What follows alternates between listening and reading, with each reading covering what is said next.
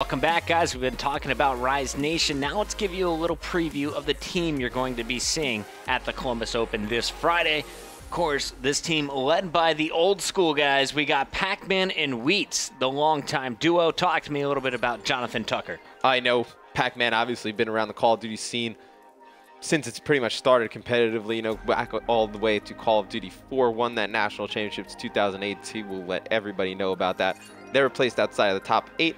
Has only been on 2 teams his entire competitive Call of Duty career. Wow. Fear and Rise Nation. I imagine he's played with Wheats the entire time too. That's pretty impressive. Yeah, that's incredible. I mean, for a guy who's been playing since 2008 to only have 2 teams that entire time, that is some true loyalty. And, you know, never placed outside of the top 8. We're going to have to check that one because I feel like Rise has had to have finished outside of that. I almost feel like they've had to. Yeah. Anyway, we'll get some confirmation before the big event. But really, the real story here is that Pac-Man's your OBJ player. But here is going to be your Slayer for I this need a squad. hat like that. No, you don't.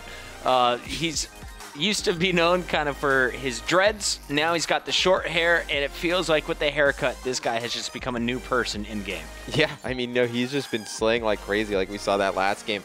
Stuff that we haven't really seen out of Wheats on Call of Duty Ghosts. I mean, we saw him, you know, have his ups and downs on that game, but you know, in Advanced Warfare here at the start, he looks very good. You know, highest placing at a major lands, 4th. He's been part of the Rise Nation for all of Call of Duty Ghosts. Him and Pac-Man, the official duo. Now that I think Aches and Teep are gone, I mean, these guys are kind of the longest standing teammates. Boom. Up next, we got the new addition to the squad. This is the man who finished 2nd at the Season 3 playoffs with the Noble squad.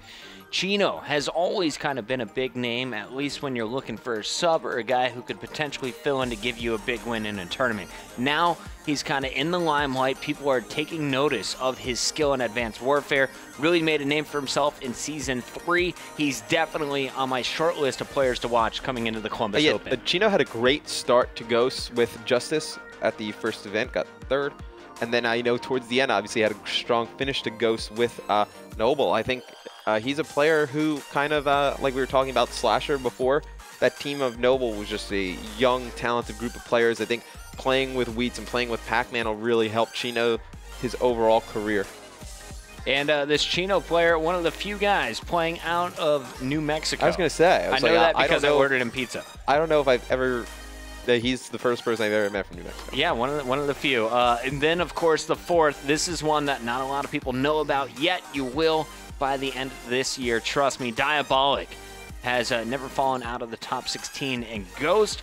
He never really made it into the top 6, though. He did get his start playing Black Ops 2 and has been a part of 4 organizations. We've seen him on TKO, Adversity back in the day. Yep. Sender, teaming also with Sender. playing with Adversity back then. Excellence, and then Rise Nation. Yeah, you know, his Excellence teams were pretty good. They were on the, you know, cusp of getting into that, you know, top 16 league status. I believe that was with himself, Cosmo, and Snipe Down actually on that Excellence team as well. So you know, he's been a part of some teams that are right on the cusp, and I think with this Rise team, obviously, you know, he's getting his chance to show that his talents are with those players in the pro ranks. Rank Rise Nation for me right now, 1 to 4. 1 to 4. Who is the one player that you want to shut down first? I think you need to shut down. I mean, you need to shut down Wheats. Wheats? I think Wheats you number can, 1? Yeah, you can live with, you know, you can live, well, Pac-Man's not really going to go huge. He's going to be their OBJ player. If you can shut down one of their 3 Slayers, I think that's obviously what you would want to do. I think Wheats kind of works directly hand in hand with Pac-Man, so I think if Wheats is playing good, Pac-Man will have better games. So I think that's kind of who you would go after.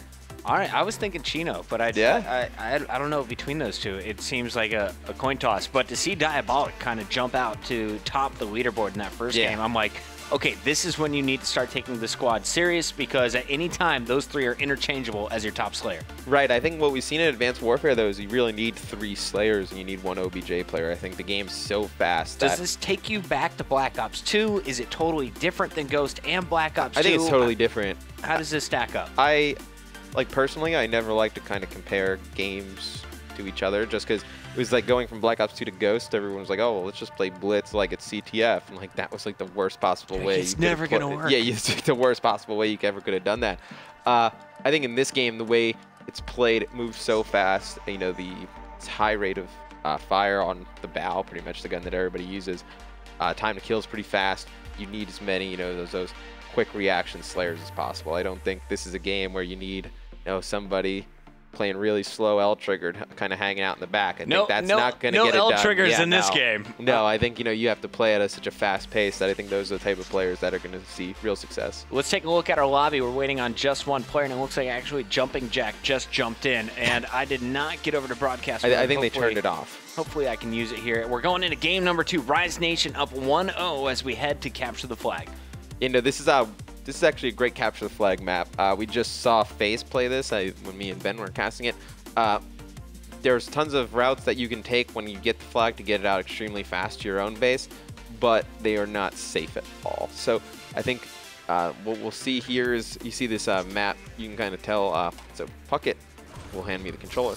Let's go on with Sentinels first. You drive this bus, my friend. Yeah, sure, I'll drive the bus. So Sentinels can push through this right building, go straight up onto that top glass platform, and try and pull the flag that way. Not the safest of routes. You kind of want to go towards purple area and bring it through the purple room. Safest route, that will spawn them over here. And if they can, you know, really just lock down this area that Wheats is going, they can get easy caps through this way. Now, this has been Wheats' job on this map in uplink. I want to see, does it stay the same throughout capture the flag? He is always in charge of controlling that green platform and really just that right side of the map. Meanwhile, you'll see Pac-Man really take the purple route, and Diabolic and you'll see, Chino really focus on the center of the map. So at the start here, it looks like flags being touched, both of them quickly return in the first 30 seconds. Yeah, you see Chino, he's just going to hang out on that right side trying to lock it down, but he's actually taken out with a sniper rifle Puckett. I've actually seen the Morse and CTF, huh? I have seen more and more people in this game try and bust out the sniper rifle and make it effective on respawn. I've seen it a little bit. Is it the overkill that allows you to do that, or do you think this is really just a primary loadout? No, I think that would be, they would definitely be using overkill with it. I don't think they would use it as a primary, but I have seen it, you know, more and more. This map, I wouldn't really say it's the best strategy because it's so, you know, close quartered and the action's moving so fast. But you know, other maps I think is viable. Nice shots by Wheats once again on that right side. Work in the middle. Meanwhile, Diabolic getting some cover. He's going to be able to get it to purple. Is Pac-Man anywhere near? It looks like he's actually going to be back in the biolab, unable to get to that return in time. So both flags going back, and we're going to see our first minute 30 seconds as a stalemate. Now Chicken Nuggets threatening for a flagpole. Yeah, you know, Chicken Nuggets trying to get that flag out the front, but they keep spawning Rise right in front of them, so not the best route for them to run. There you go. They're finally going to try and pull it flat. Looks like Pac-Man, or actually it was Diabolic who pulled the flag before and got it over towards purple. He probably would have gotten that out, but right before that we were on Wheats' screen. He was behind there, and he kind of forced that spawn over by purple for the other team. So just got to watch those spawns in CTF Puckett. It's very important map placement. Miscommunications too there. When you have a player who's slaying out on the opposite side, you're going to want to run it towards that guy. The player, yeah. You can see flag still out, so Pac-Man really in an important position. You can see the flag top green, and they've called out Pac-Man after shots have been fired. Nice drop down, good timing, gonna get one. Teammate there in position to help him out with number 2, and Pac-Man doesn't have to get this return. As long as he can keep the flags out contested, his teammates will be able to get the return, and now Rise in a position for a counter cap. And that was unfortunate. Pac-Man probably would have made it out right there, but I believe it was one of his teammates who put like a bullet right into his chest, and actually was able to get taken out from behind by an enemy player. So, you know, flag's going to get reset, but I like this spot from Diabolic. Right now, he should just hold this down, spawn kill, and try and get a player to come underneath him, but it looks like he's just going to go straight for a flag grab. Now we're around the 2:15 mark, so of course that yellow building will be coming in. Airdrop by the helicopter. You can see that kill feed, though. Chino, Wheats, as they have dominated it for Rise. You see Pac-Man and Chino adding even more kills there. This is going to be our first cap from Diabolic. And you see how easy it is to pull that flag through purple if your teammates are over on that green side. They're able to just lock down that top plat, and the other team can't do anything. Really like the setup here from Rise Nation. They've taken 4 minutes, more like 3 minutes rather, to cap that first flag, and they're really concerned about this defensive stand. Into the biolab goes Diabolic. He's going to find one player down low, as well as one player at the top of the escalators. Their flag is taken. Who's in position to stop it? It looks like Chino is Wheat's going to have to be the first cutoff man. Yeah, and it looks like they're just going to overextend Rise and just go straight to the other team's base, and they're going to try and pull flag and get out. Looks like this player is behind Chino. He's going to get that kill, but right now we are in a stalemate. Flags on top, 2 players in pursuit. Nice job. Chino gets the kill. You're going to see Wheats get the return. Diabolic playing back home defense. And Pac-Man, while his flag was out, went for the opposing grab. Now a 2-0 game after that capture. Yeah, that's unfortunate for Chicken Nugget, lose that stalemate instead of 1-1. Now we got a 2-0 game. Pretty significant swing right there. Flag coming through the middle tunnel, something we rarely see. And this flag going to purple side. Who's in position to stop it? It looks like Diabolic, the closest player, but no one in position to stop this flag. It should be 2-1, and Chicken Nuggets will put it in.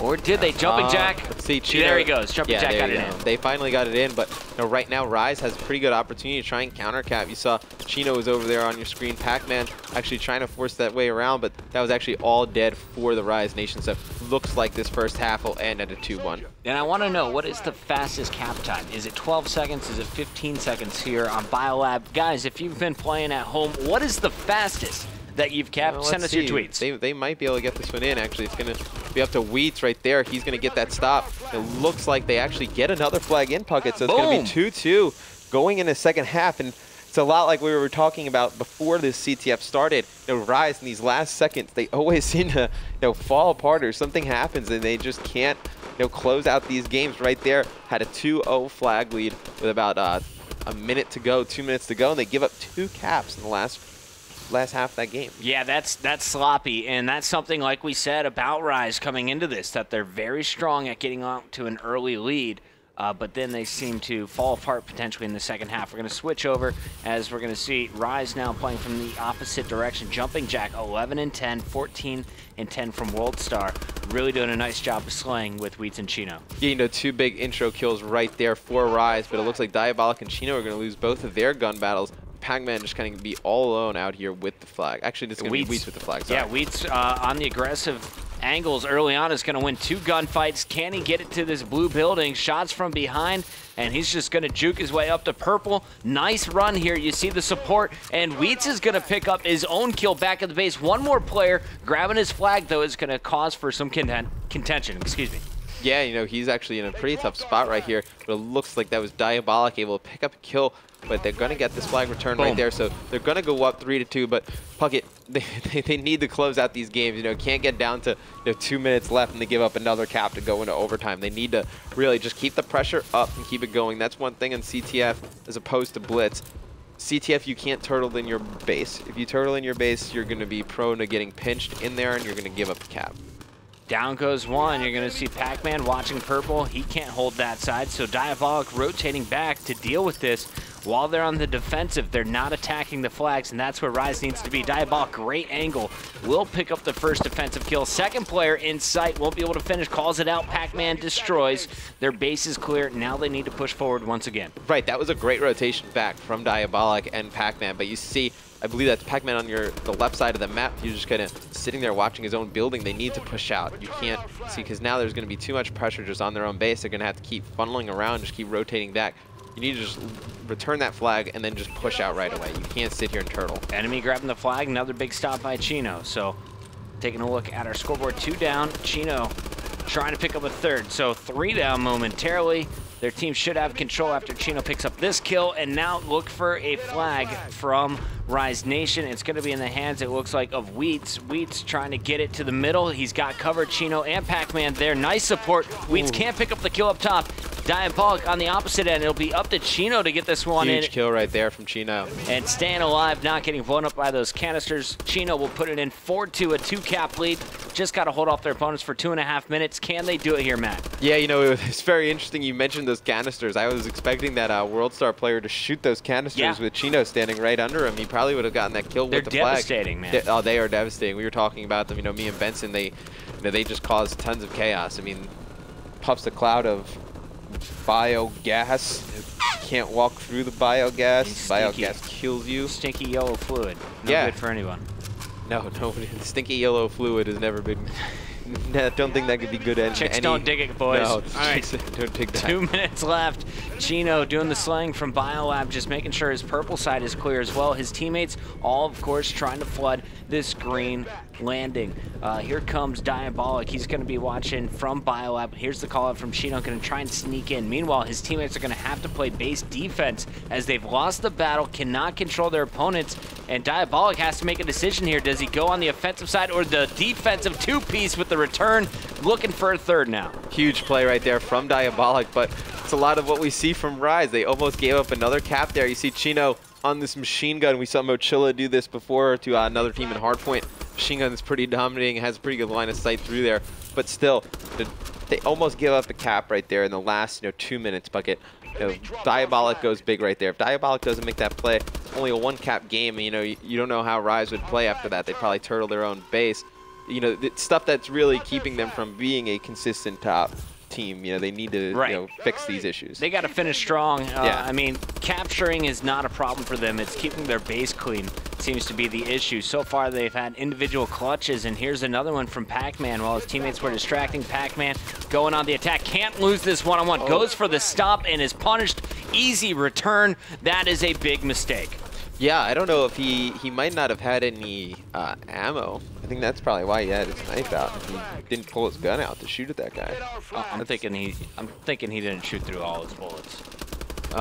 Yeah, I mean, that would kind of be difficult, or maybe he didn't have it reloaded, but there's really no reason for him to do that. But see right there, Rise are going to give up one cap now. Yep. Yeah, now, I mean, it's going to be a one-cap game, 20 seconds left. Chicken Nugget would need to pull a flag now, kind of really get something going. I think they're just not enough time. Diabolic trying to delay. There's one cut down, another two coming from Diabolic's right. Chino's going to pick up the two-piece. Wheats does fall, but plenty of time here taken off the clock by Rise Nation. I think this one is going to do it. 4-3.